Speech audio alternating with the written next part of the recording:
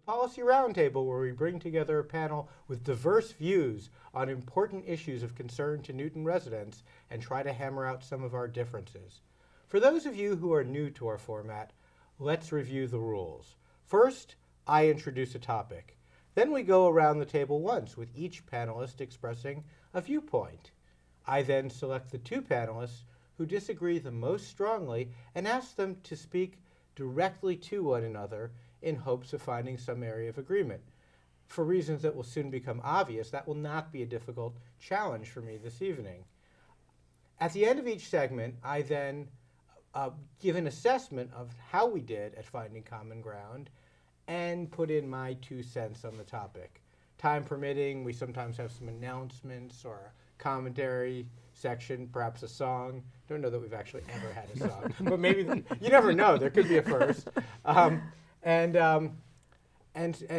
as is par for the course on the show, we have a terrific panel tonight. But it's also and also we have some terrific topics. So without further ado, let me introduce tonight's panel. Hi, we have Lynn LeBlanc. Hi, nice. Lynn. Welcome back to the show. Nice to be back. Thank you. Lynn was a candidate for the then Board of Aldermen, now City Council. Ward 2. At-large from Ward 2. At-large, Ward 2. Last fall, and did very well for a first-time candidate. Congratulations, Thank Lynn. you so much. I know it wasn't good enough to win, but my joke about that, by the way, if you narrowly miss an election, is that you come in first among those who don't have to do the work. So, I like that. I'll remember that. So congratulations on that you. as well. Lynn is also a professor of the classics. Yes, at UMass Boston. My forte is women in ancient Greece and Rome. I've taught languages in the past. I don't anymore, but anywhere from a small 5-person class to a large 100-person lecture. So you taught which languages have you taught? Latin, not Greek, but Latin. So when you teach the classics, do you teach them in the original language? No, I teach them in translation, although I have taught Latin, first year Latin.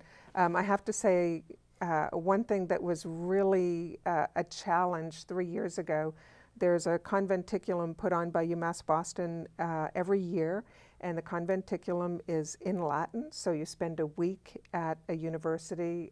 When I went, it was at UMass Dartmouth, and you write a pledge to only speak Latin for the entire week. That's really in your impressive. room with your roommate, having dinner, everything. It was a real challenge. So it was spoken really Latin, fun. now, I've been told, and maybe this is wrong, that in Latin, because it was spoken so long ago and there were no recordings, we don't know how they pronounced some of the sounds. True. And so some people think it's veni vidi vici, and other people think it's weni witty vici. Right, So or which do you think? Cicero, Cicero. Well, I think it also depends on the time, whether it's earlier Latin or later Latin or Church Latin, and I think the Church Latin has the softer sounds. So like at The the less funeral harsh. oration of Pericles, how are they saying it there? Pericles was Greek, so. No, I'm just sorry. Okay. Bad joke. No. That was a bad joke, but I was Sorry. correcting you anyway. No, I know Thucydides was Greek. Yeah. But if your specialty is women in the classics, we'll have to talk some Antigone at some point. Absolutely, I would love to. That's a great play. It's one of my favorites. Yep. So tonight we'll have a chance to talk about some of the Newton classics. We'll get to those in a second, but first, let's introduce a Newton classic. I knew you were going to say that. Well, George, if you're on the board as long as you were, then I think that's fair game. George Mansfield. Welcome back, George. Thank you. Was a member of the then Board of Aldermen, now City Council, but you weren't a member of the City Council. No, I was a member of the Board of Aldermen, the one and only. For 20-something years? 26. 26. That's right. That's right. Yeah. So, and we retired the same year. That's true. 2009.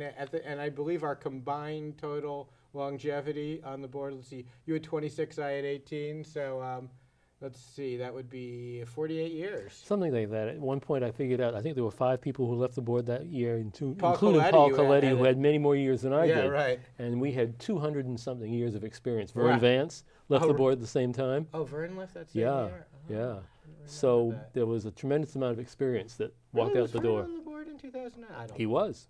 Was he? It was He like was. he kept coming back. I can't. He remember. kept coming back, yes. He was a classic. That, Absolutely. and I'd forgotten that. That's right. And Ruth Ann Fuller ran for the seat. Right, That's right. So there were many years of experience. right. 200 something. Well, we'll get to whether so many years are necessary. That's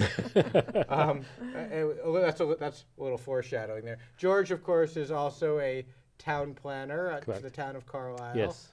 And member of the Conservation Commission. No. No, not No. I'm sorry, the Newton Conservatives. Director, member of the board of directors of the Newton Conservatives Conservatives. Incorporated, a private nonprofit. Not part of the city government. Not part of the city Yeah, yeah, government. yeah. Sorry about that.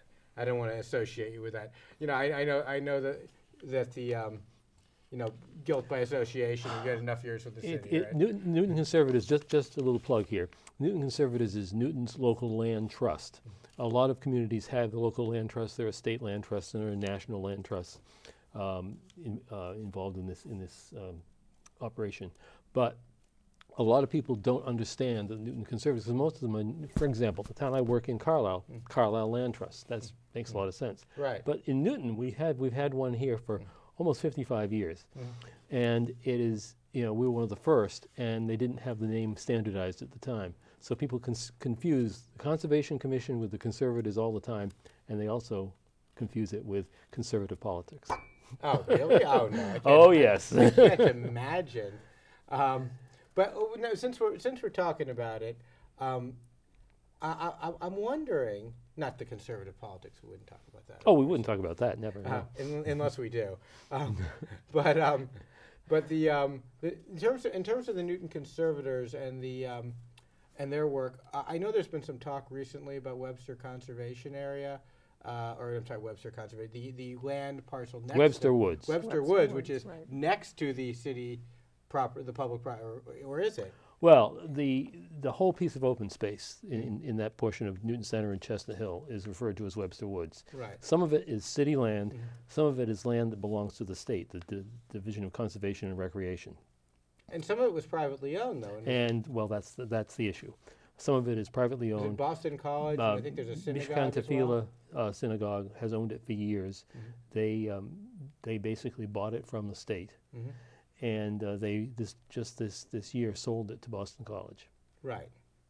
So there's some discussion that either the city using Community Preservation Act funds or perhaps the Newton Conservators or some combination thereof might acquire some of that land to keep it public. Well, at least a number of people, including the board of the Newton Conservatives, hopes that a conservation restriction can be acquired on the land, which isn't a fee in the land itself, but What about public access? it would allow public access. It all depends on how it's drafted, but normally they would allow public access. It would prevent development other than for recreational purposes, hiking and bird watching and things Now, like that. Has the Newton Conservators as an organization taken any steps toward that happening? Oh, or- sure, yes, they have voted and sent their response to the then Board of Aldermen, and the Board of Aldermen itself took, I think, a 23 to 1 vote. To what? Someone I think so. I'm not sure it was close to unanimous, but I'm not sure it was. To ask the city to do everything in its power. So it was a resolution of the board? Well, it's a resolution to the mayor, Okay. right? Of the board to the mayor, Right, right. to do everything in its power to keep that land, request, a keep that land non-binding vote. as open space, because it is used open space right now. The trails through Webster Woods don't distinguish between Right, city right. land, And state if you, land, and if you and wander private around land. there, you can pop out basically at the mall at one end, is it, right? Isn't that? That's true. Can I interrupt for a second? So am I right in saying that the parcel that the city owns runs sort of in the middle between two other parcels? Is No, that correct? that's the Oh. parcel that BC Oh, now okay, owns. right. Yes. Oh, they own the one in the middle. Oh, Yes, that's critically important. that is why it's so critical. It's the connecting Right. part. It also has a vernal pool on that parcel, which is probably the most Beautiful. important natural feature, and some of the Named for former Alderman Vance. Vernal Vance. right. Sorry. Never mind. Name for those little critters that live in it in the spring. Right. Vernal, right? Yes, absolutely. Latin, right? Yes, yes, it is. That much I know. I studied Latin for 5 years, and I said to someone the other day, I don't remember a word of it. Yeah. Except I do remember things like vernal. Yes. Word roots. So the bottom line, I shouldn't assume that our viewing audience knows exactly the scope of the parcel, but basically, it's bounded. I think it gets pretty close to Langley Road on one side. It goes over to Hammond Street on the east. On the north, the T goes right through it. The T is actually on the south side. Oh, of the T is on parcel, the south yes. side? Well, the T goes through it. That's In true. part, I know when you're in the woods, you see. But the T. so if you're on the Green Line Mhm. and you're riding between Newton Center and Chestnut Hill, all that land you see that you go through, a lot of it is water. It is the Webster Woods Right. area.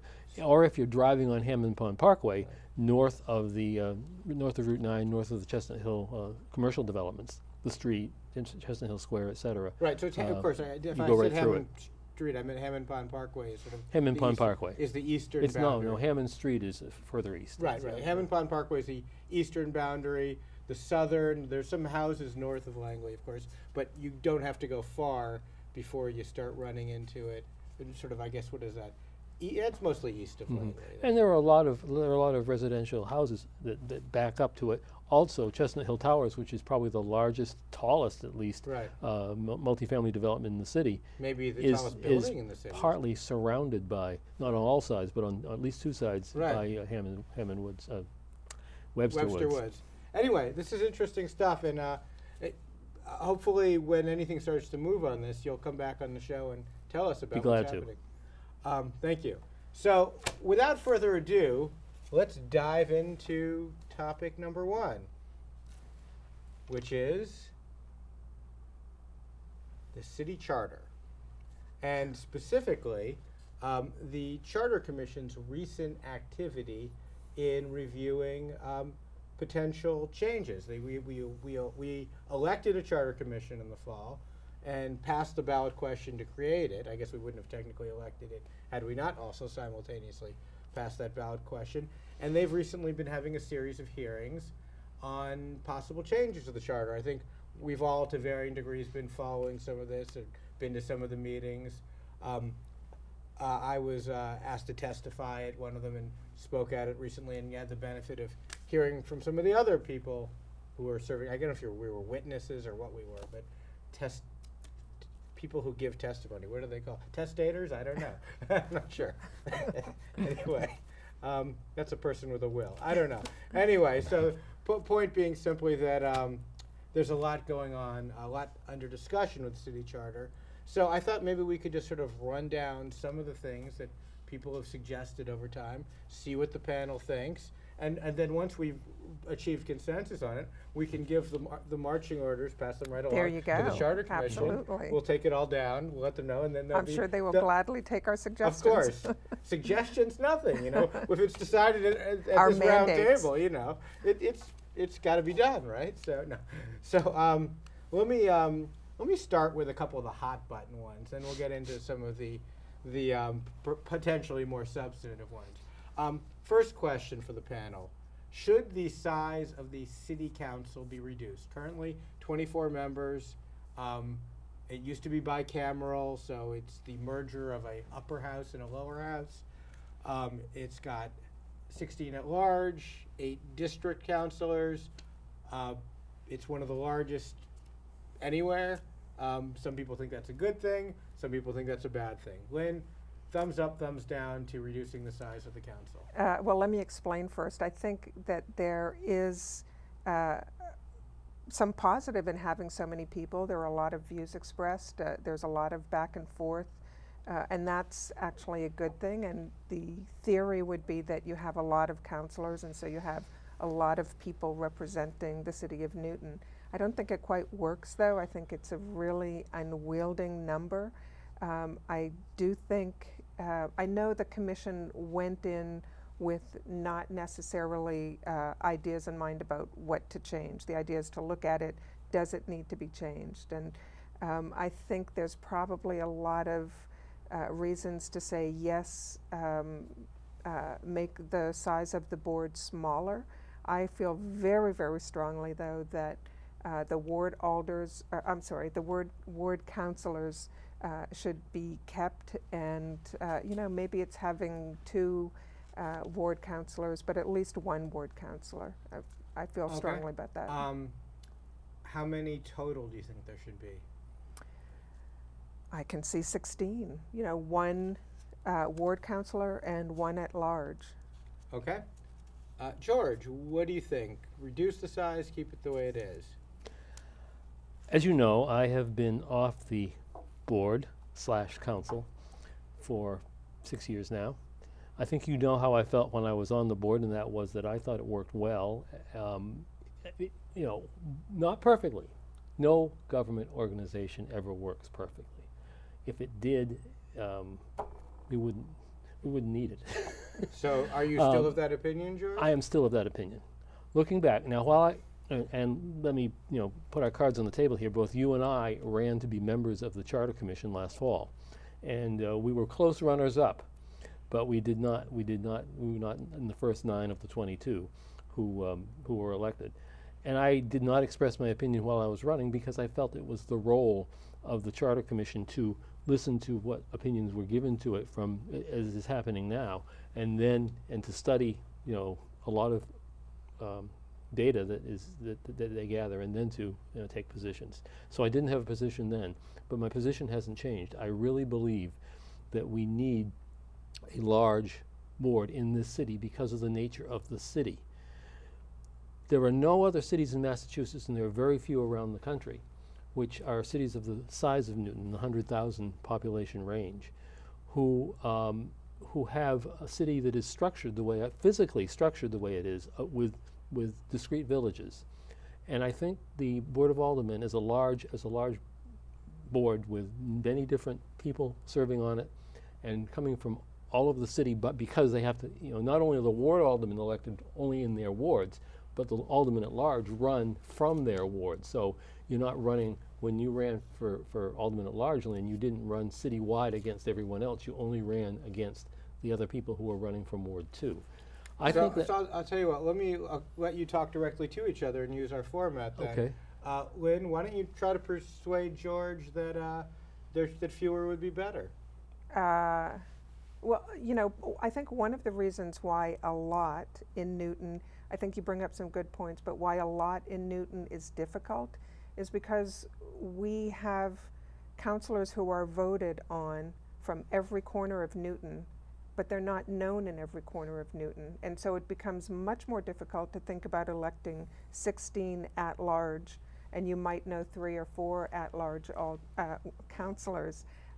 Whereas if the board were reduced, it would be the ward councilor who is known in the ward, and then 1 at-large, which would present an opportunity to have more interaction between voters and the board. Do you mean 1 at large from that ward, or do you mean if we had, say, 16, each one a ward councillor? Each one a ward councillor and 1 at large from the ward. From the ward. From the ward. So that doesn't seem to support having them better known. The point that I, and this isn't just my if I can interrupt, the one of the issues is having 2 at large, which makes 16 is double 8, and that number of at large councilors is really difficult for voters to wrap their head around. That is true. Yep. And that's another thing the Charter Commission, and I know you're on one question here and not another, but another thing the Charter Commission... All interrelate somehow. We have a Zen-like format on this show. That is the task the Commission has in front of us. Practically everything they're doing relates to something else, and they're trying to talk about Article 2, Article 3, Article 4 in the Charter separately, but they relate to other articles, and you do something in one place, it has an effect someplace else. I think the election process, how they are elected and when they are elected, should be changed. There are too many people on the ballot. I every 2 completely years. agree. every 2 years between the Board of Aldermen and the school committee, the city council and the school committee. It is difficult. Between the city council and the school committee. I know if I was there, I'd get used to it after a while, but I'm not used to it yet. No, it's a lot. People who are there keep getting it I wrong know, still, I too. know, I know.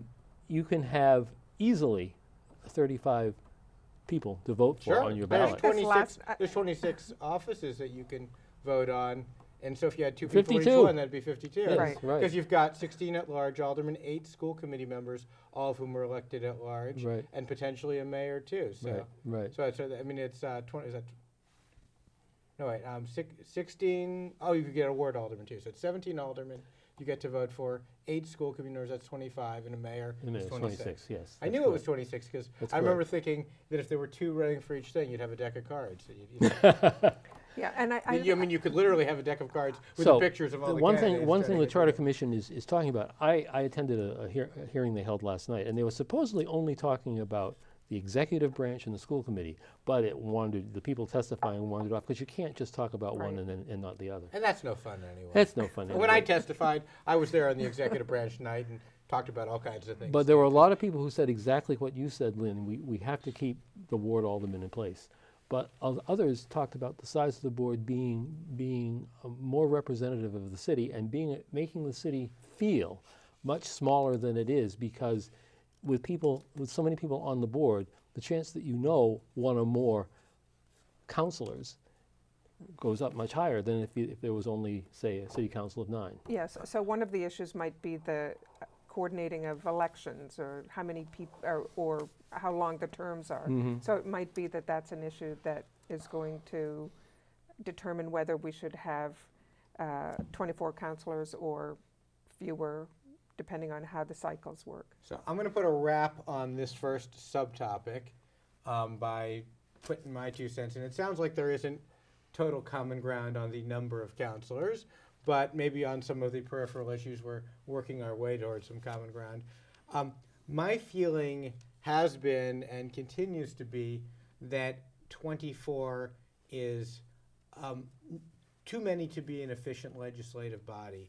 There's sort of a, I know I've heard it said, and it was said on the floor of the Board of Aldermen when we were debating whether to reduce the size of the body. That always went over well, asking a body to reduce its own number. But that people would say, well, there's so much work to do.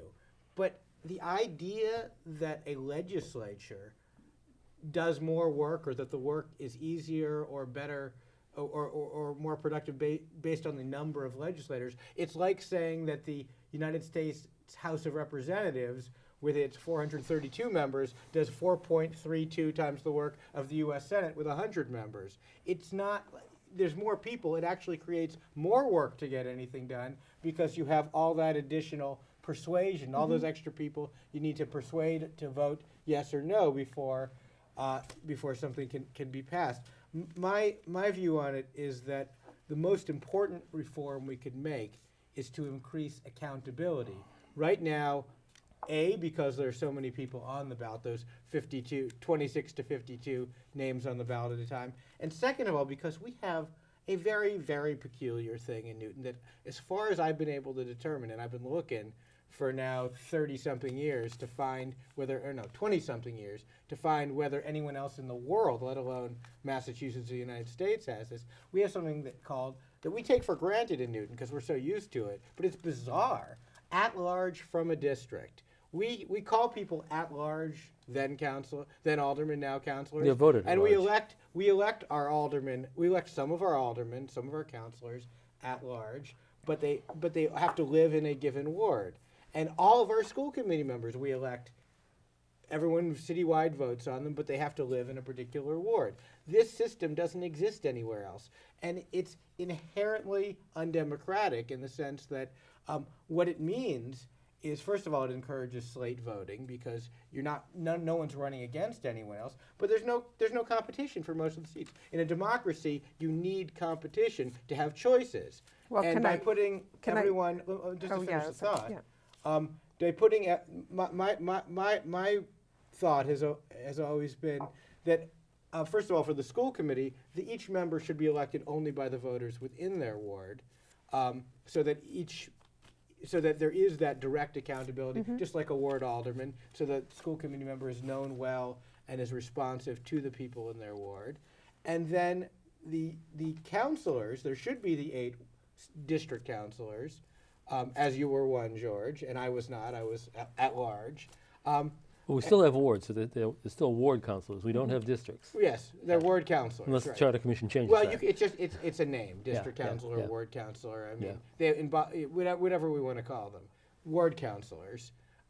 We would still have the 8 ward counselors, but my thought would be to have a pool of perhaps 7 at-large counselors that can live anywhere in the city, but they're all running against each other, so that if someone, I mean, what seems to happen is most of us who ran at large for the then Board of Aldermen, now City Council, rarely have any opposition. I mean, I served for 18 years, and I think I had token opposition. I mean, the first time I ran, I had opposition. I think I had one serious opponent once for re-election. But it wasn't that people weren't running at large a lot of those years. They were just running at large in a different ward. I don't think you have a robust democracy if people can just sort of, and you know, some people in fact walked onto the board and literally didn't have an opponent the first time they ran, or the second time, or the third, and served without ever having to knock on doors and be accountable in that way. So if you're talking about at-large, citywide, rather than attached to any particular ward, that means that there's, say, 7 councilors, 10 people run, the bottom 2 are I out. think the Is bottom that 3, I think, if there were 10 people. Oh, running, yes, some of us. yeah. I mean, It's a Sorry. class I teach, not a math teacher. I went to Indian public schools. I can do attendance. Yes, so, right, I mean, that's, Yes. that's what, So it'd be the yes. top 7 vote getters So citywide. one So of- everyone would be opposed. in So that one way. of the reasons for having ward at large is to have theoretically this notion that you have citywide representation, but it's not all weighted on the south side, say, or Right. north side. And I think that's a and worthy consideration. I think that would be particularly important were it not for the advent of the automobile and the telephone, because it's not like you can't call or the problem, I think, with our local government is when people aren't responsive. And I think people can live on the other side of the city and be terrifically responsive, but I think people tend to be less responsive if they never have an opponent. But it's also I think it just makes for better democracy that way. It's also a demographic problem. And in fact, I was just reading an article today about Worcester. And one of the problems that's happening, Worcester has a citywide elected council, so the kind you were describing, where the first 9 or whoever the number of members get elected. Every city in the United States that doesn't have a pure at-large model, or pure Boston has a version like that. Boston has district councilors, and they've got at-large councils. Right. You go to I'm just pretty giving, much any city. I'm has giving that. the example of Worcester because I can say, got some statistics on it today. What's happened is the wealthier, more suburban, Worcester is a huge, I used to work in Worcester. Worcester is a huge city. It's the biggest city in the state in terms of area, Sure. not in terms of population.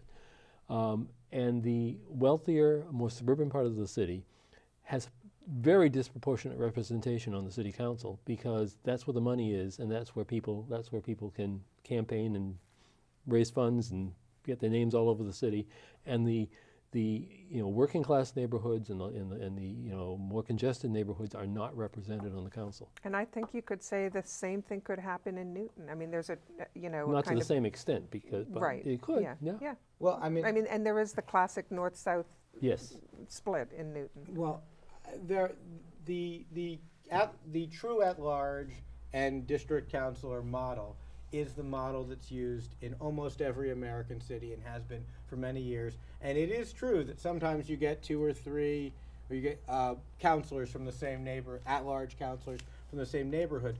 But I would contend that even if you do, the quality of the representation and the democracy is still superior to that of having people not have opponents at all. So given that alternative, I'd much rather have contested elections and have people held accountable. Then I think what the Charter Commission should be looking for is a way to make it easier for people to run. I think right now people find it difficult, partly because there are so many names on the ballot. I think they've got to cut down the number of names on the ballot by extending terms. But that makes that And that cuts staggering down. If you terms. do, first of all, it's been suggested before that there be 4-year terms for aldermen, councilors, alder councilors. What should we call it for this? Counselors. Yeah, no, what I'm saying in the past it was suggested right. For the aldermen. legislative body. For the Newton's local legislature. And the problem with that, of course, is you create 2 classes of councilors. You create the ones that are elected in mayoral years and the high turnout years, and the non-mayoral ones. It's similar to the U.S. Senate, but there it's a 6-year term, so you're not in a presidential or a non-presidential. It kind of alternates. The other problem with that, frankly, is it's just not enough accountability. Too many decisions can be made in the course of 4 years. You got to have a chance to vote them out every 2 years. I think it's less accountability. So I would not be comfortable with extending the terms of Newton's legislators. The other thing that that people have suggested is there is, well, of course, just reducing the number of at-large to 1 from each ward, and so then at least it's fewer that you have to deal with. The problem with that, frankly, is there's no end of difficulties generated by the current even number of 24. The lower an even number becomes, the more likely you are to have deadlocks.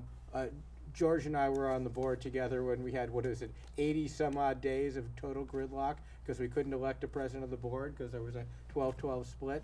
Most city councils have an odd number, and I would suggest that if we do change the number, it would be wise to go with an odd number. That's why I like 15. 15 is nice in a couple of ways. You can have a 2/3 vote, you've got 10, and you can have a majority without having, which I believe would be 8.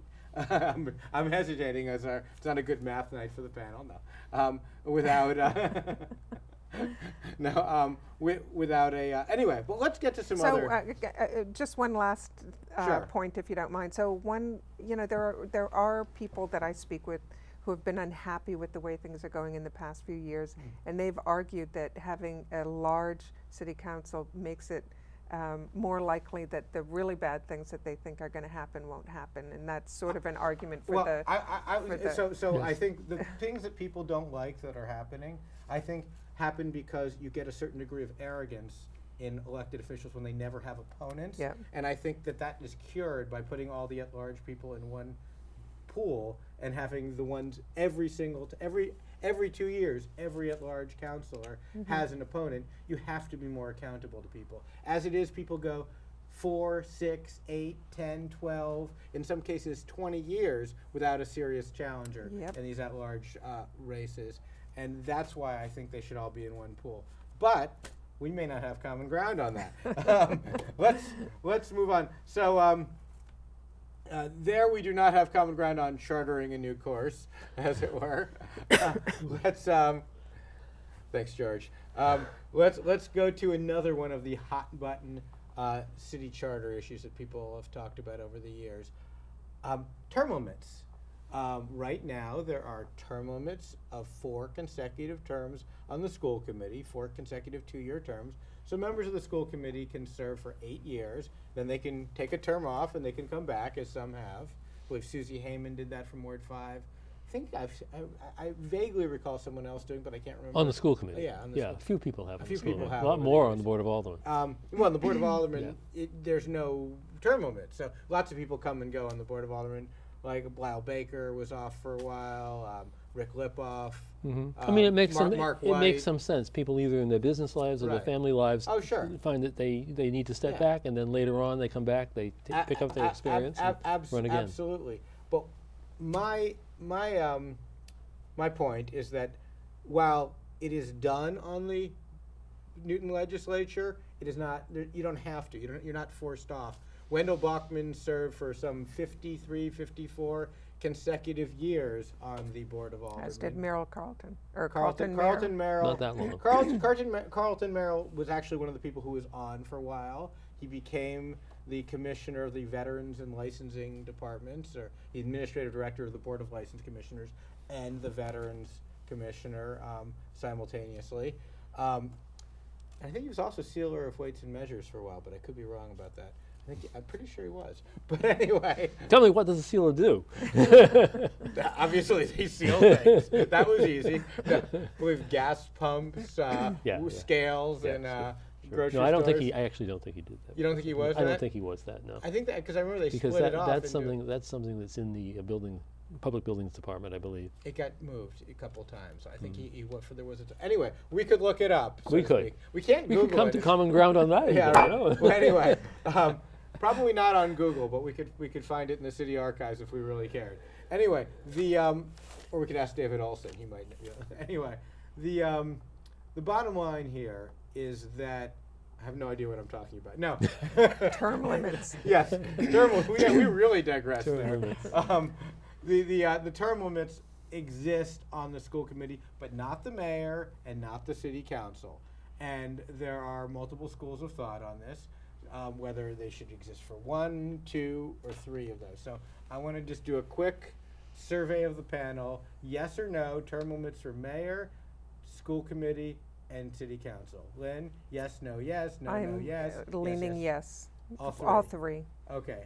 And then the follow-up is for how many years? 8 years for all 3 or? something different? Well, you know, I spoke to somebody who had been an alderman, and she said first 2 years, a high learning curve. Second 2 years, you're in it, you get a lot of stuff done. Third 2 years, you know, you're starting to get kind of war weary, That as sounds it like were. Jordan Krause, so she often says that. Yes. Anyway. And you know, I thought that makes sense, having some determined amount 6-year of time. limit, you think? 6-year limit, yeah, maybe Okay. 8, but you know, in that range, yeah. Okay, okay, so 6 or 8 for everything, so 2 terms for mayor then, and, okay, George, what do you think? My response is mixed. I do think that we should consider term limits for mayor. We have only had 3 mayors in the last 40 years.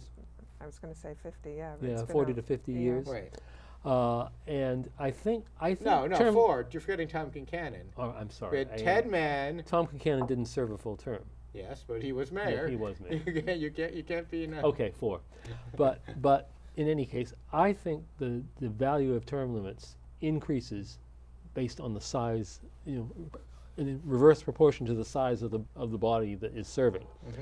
And so I think when you have one individual, you really do need term limits there, because that, and particularly in a strong mayor form of government, if the Charter Commission continues to recommend that, the mayor has a tremendous amount of power, and I think it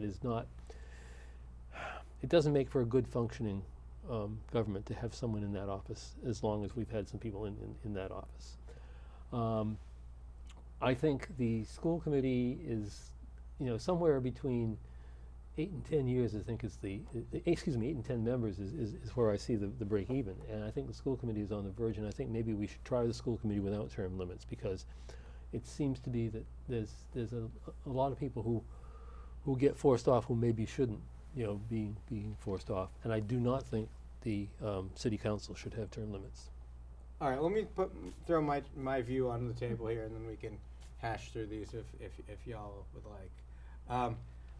I believe that in a democracy, the only term limit you can have is the one called an election, because it's fundamentally undemocratic. If I like my congressman, Barney Frank, who was my congressman, I want to have him again. It's not democratic to tell me I can't reelect him if I want to have him. If I like my mayor, if I like my ward alderman, why say I can't have that person representing me anymore? That to me is democracy. If they want to run and I want to vote for him, I ought to have that opportunity. I also think, as a practical matter, that artificial term limits, like 4 terms, the maximum becomes a minimum. People wait for a vacancy to run. So you actually end up with fewer contested elections. You think, you're getting new blood. No, you're getting one per. It makes it like an 8-year term for the school committee. And occasionally there's a contested election. If there've been a couple times where someone's been elected to the school committee and been a real embarrassment in the first term, and they've gotten knocked off after, or in somebody's opinion, they were a real embarrassment, and they've gotten a serious opponent and lost after one term. Basically, I can't think of a single instance where someone survived their first re-election on the school committee and didn't coast to a full 8 years. unless they left voluntarily. Because basically people think, oh, well, you've served 4 of 8. They've only got 2 more terms anyway. Might as well wait those next 2 out before I run. So I don't like term limits. On the other hand, I also think that the school committee, in our current system, and the at-large counselors, we have a system that tremendously favors slate voting, because people can be on a slate and not be running against each other. They can be the school committee members from all 8, the incumbents, or the 7 incumbents plus a challenger can get together and say, we're a team, and they can pool their resources and their costs and basically freeze out other people. The same goes for the at-large counselors. So I think that if you're going to, and this is how these issues interrelate, if you're going to remove the term limits on the school committee, you've got to make them elected by their individual wards, so they have that local accountability. So you don't have someone who's there forever and not accountable to anyone. So that's my view on term limits. George, you were about to shoot me down on something. No, there? I was going to say, I mean, because particularly since you and I have recently had this experience, just the fact that you're running in a field at large with a number of people, say 22, doesn't mean you're not going to have slates.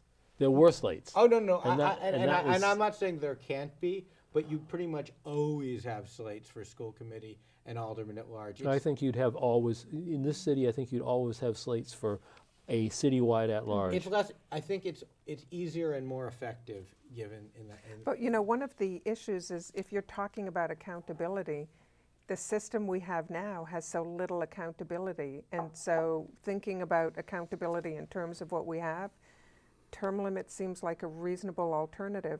I, in general, would agree that term limits are bad, but when you have a system that really elects people over and over again because of associations and because of a slate and, for a number of reasons, that's not democracy either. Okay, well, I totally agree with you that we don't have as much accountability as we should.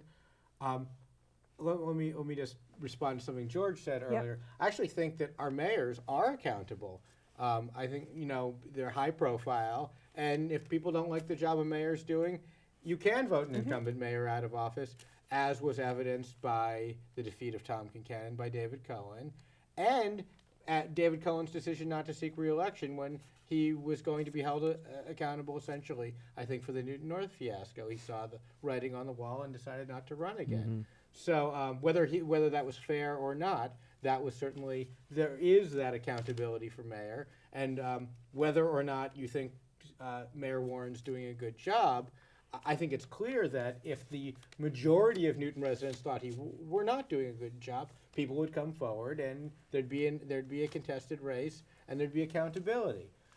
So I think contested elections are the key to accountability, and it's for that reason, Lynn, that I don't like term limits, because they reduce the number of contested elections because people just wait it out. So we're in total agreement. We have common ground on the need for accountability, maybe a little difference of opinion on how best to get there. Let's just see if there's one more. I'll tell you what, I'll ask one more open-ended charter question, and then we'll get to our second topic. Pick on you first, George, this time. The open-ended question is, if you were king for a day and could change any one thing about the Newton City Charter, what would it be?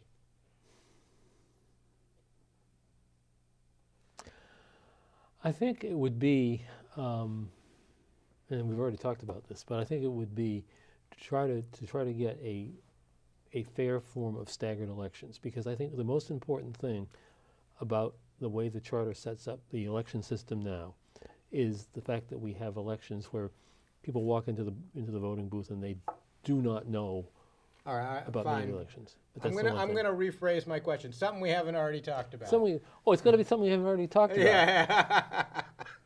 If you've got anything. I'd figure out a way to give a little bit more resources to area councils now that area councils are becoming more numerous around the city. Okay. Area council. How about that's you? a great idea. Well, there's this whole talk about the permitting process and whether, it should go to the council or whether it should be an appointment. Oh, I meant to ask that. Sorry. Yeah. So we can talk about that too. Okay, so I think having a permitting process that's accountable, it does not feel accountable right now. I mean, there's the theory that it would be accountable by voting out your city councilors who are responsible, but it doesn't feel like it's. So I mean, there's no so accountability. the question, and this is one of the questions that the Charter Commission actually asked people when we came and testified there. They gave us a list of questions they wanted us to weigh in on. One is whether the special permit granting authority in the city should continue to reside with the city council. So let me ask you both this one: whether right now it's the elected legislature of Newton, the 24-member legislature, that not only sets the zoning laws and can amend the zoning laws by a 2/3 vote, but also sets the grant special permits, a waiver, in other words, from the zoning laws within the. It's not a waiver, but it's that's not okay. a waiver. I'm trying to describe. Okay, within a prescribed category, you can. It's not a variance either. So it's not. It's a special permit. But what I'm trying to say is, you can do some stuff you couldn't do by right, i.e., without a permit. It's in fact a zoning change that applies to only one property. That's what it is. Within predetermined constraints, Right. yeah, and all the rest Right. of it. Okay, bottom line is you want to build something a little bigger than you could otherwise build, in some cases a lot bigger than you could otherwise build, you need to get a special permit from the city council. Correct. Should the city council, George, continue to have that authority? I wouldn't, well, first of all, as a professional planner, I have, some experience and very strong opinions on this. But I wouldn't necessarily rule out moving that authority. But I would never, particularly in this city with the structure that we have now, the strong mayor structure, I would never support an appointed planning board having the special permit granting authority, because that board would be totally under the control of the mayor. And one of the problems we have right now is we have professional planners, such as myself, should be, ideally, and this is part of the code of the American Institute of Certified Planners, if you will. They should have the authority to be objective in their recommendations, in their reviews, etc. We have a planning department now that does not have that authority because they report to the mayor. I think the special permit whoever the special permit granting authority is, should be the body that hires and supervises the planning functions for the city. Oh, interesting. So you don't think that the mayor should be in charge? No, of the I do planning not. department? I do not. Interesting idea. And in fact, I've worked in cities and towns where both the executive has been in charge and where the executive hasn't been in charge. And when the executive is in charge, it does not work well. Very interesting.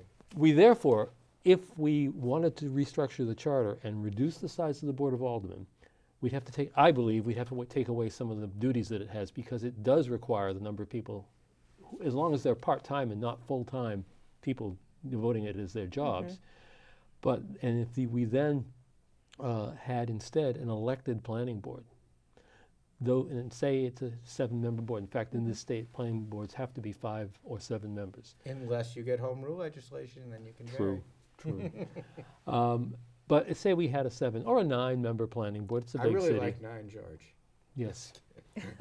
One from each ward and one at large. Yeah, Okay. well, We're making it up as we go along. but the truth is, if you had a 15-member city council and an elected 9-member planning board, you'd still have 24 elected legislators. But they're different offices, and people will be voting for you'd them be on voting- different and they'd be in criteria. and you'd be voting only for one at-large planning board member, one district planning board member, one district councilor, and then 7 at-large councilors. Much There you more go. accountability.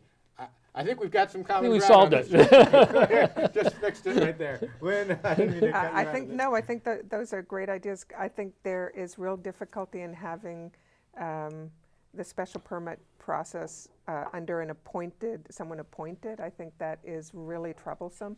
That's a great suggestion. Having it elected, or having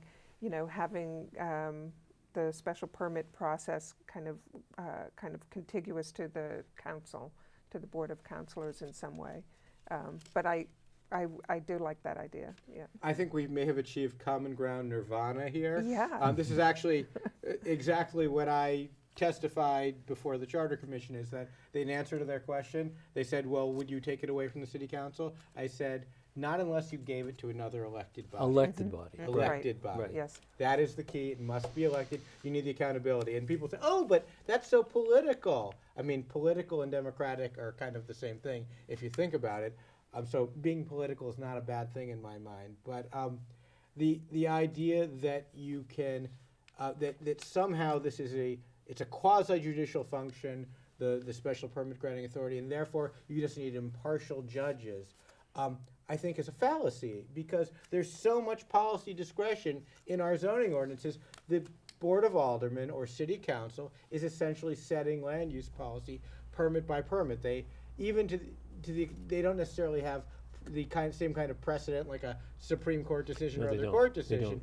but they do. People to say, hey, we voted for that one. We kind of have to vote for this one, Absolutely. and they remake the city, which is a perfect segue to our second topic: either or. There are two different visions for the Or building in Newtonville, which, by the way, yes, we're spelling that with two R's, George. The Or building in Newtonville is it's the building that, oh, there it is. We've got a picture of it on the screen. There it is. It takes up a block in Newtonville, the northwestern quadrant of the center of Newtonville. In other words, the intersection of Washington and Walnut. If you look from Caroon on behind it, including the post office and whatnot, that's the Or building. It's currently a two-story building, and the developer who's either bought the property or got options on building the property there would like to make it a six-story building and has quite a grand vision for it. There have been multiple hearings. I think there's one going on right now, presentations and whatnot. So my question to the panel is quite simple. Which Or do you prefer? The current Or the new improved or new and different Or that they're considering? And then part B of the question is, whichever Or do you like? Would you like that Or just for Newtonville? Is That's that a so special Newtonville confusing. Or But I can answer that. is that an Or that you would like to see paddling through the rest of the city? If you can pardon the triple pun there. So, the interesting thing about the Or building is that it makes sense to develop it to some extent. And one of the things that happened in Austin Street, people said, why build on the parking lot? Why not look to the existing buildings and build above? And the Or building is a perfect opportunity to build above. That having been said, by right, it's 2 stories high. And so the developer, of course, is asking for bigger and better for obvious reasons. And I think that's where we get into a very contentious battle. Neighbors are always having to fight for less than what the developers are asking for. So just to be clear, do you think 2 stories is good? Do you think 3? I could even see 3, but 6 stories. The entire block has, I think it has a lot of issues, and the businesses that are there now, that's going to be a huge loss to Newton. I mean, we depend on commercial properties for our tax base. And so you would like to see a smaller Or? yes. Or not smaller than maybe another floor on Or? No more than 3. No more than another floor on Or. Okay. I don't know where to go. I think I basically agree with Lynn. I think that, first of all, I am a proponent of mixed-use development. I think mixed-use development is how our village centers started, and I think we need to inject more into it, more residential as well as, even more higher traffic commercial development to keep the village centers vibrant and to serve the residential areas around them. I think this particular building, the Or building itself, the building that's on the corner, has some architectural integrity and history, and a good designer. And you've seen this. You see this in Boston. You see it all around the country. That people take old buildings like this and they increase their size, or they build onto them, and they retain a lot of the fabric of the existing building. They may even try to replicate some of that fabric in the extension. But I don't think it should be any higher than 3 or 4 stories, because I think it will be way out of scale with the rest of Newtonville, which does not, except for one building, I don't know what the Masonic building, which, because it has so many turrets and towers and things like that, it doesn't read as high as it is. But when you look at it, boy, that's a big building for this area. But I think that to do this whole block, it's 6 stories. I absolutely agree to you. I've heard people say, "Oh, it's just going to turn it into Newton Corner." It'll be worse than Newton Corner, because there aren't any 6-story buildings in Newton Corner. I think but George, to be clear, you're comfortable with a 4-floor OR? I think I would be. But again, it all depends on the project that's proposed. I think also one of the other things people are worried about is traffic and congestion. I mean, we have Court Street that has been demolished recently, working a large development into a small neighborhood. Now there's Austin Street that's coming down the pike, pun intended. And now we have the Orr building, and there's a real worry about what's going to happen to Newtonville and all the businesses that are in Newtonville during this high construction time. I think, how things are built is a consideration, and for Newtonville in particular, it's troubling. I think we're going to need to start winding down the show, so I'm going to just throw in my 2 cents. And it sounds like there's a lot of common ground, although maybe 3, maybe 4 stories, but certainly not 6. I'm hearing from both panelists. I agree with the panel that we need to be sensitive to the impacts on the neighborhood of the development there, and I would extend that to other neighborhoods, to the extent that this is precedent setting for what we're going to be doing in our village centers in Newton. I can't think of a village center where I think a 6-story building would be appropriate. But one thing that I think that we have to be that we haven't been careful enough about in the city is the impacts on our infrastructure in terms of not just our streets, but also our schools. Absolutely. We have overcrowded classrooms when we need, and we've got old, dilapidated buildings. I mean, we've got only so many fire trucks in the city. We need to make sure that whatever we spend, whenever we invite more people into the city, we build more, we grow more, that we can accommodate and provide the same quality standard of the quality of life, the open space, the lack of traffic, the great schools that people come to Newton for, that my family came here for, and I think a lot of us are here for. Thank you at home for watching. Thank you to our fantastic panel. Thank you. It was a pleasure. Thank you. Thanks to our terrific crew. Please join us again next time, which would be our Earth Day show, when we try to find just a little bit more common ground. It was great.